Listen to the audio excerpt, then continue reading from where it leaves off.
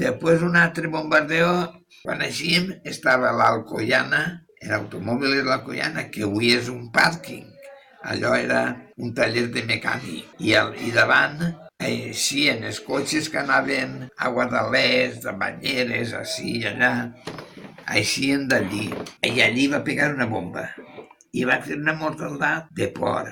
L'altre bombardeo, el cotxe que anava a Guadalets, en el viaducto, pega una bomba i els que anaven en el cotxe en mata també a 7 o 8. Va pegar la bomba quasi al costat de l'autobús i em va matar a 7 o 8. I després un altre bombardeo en el pont de Sant Jordi. A la punta del pont de Sant Jordi vivia mon tio Pepe i les filles, tenia 3 filles, i anaven a tombar el pont, però va pegar la bomba en casa de mon tio i va fer unes trosses, dic el Déu. Resulta que mon tio era pintor i en el celler tenia molta pintura. I la pintura va anar al pont de Sant Jordi, baix al riu, va fer una escampada de pintura de mil dimonis.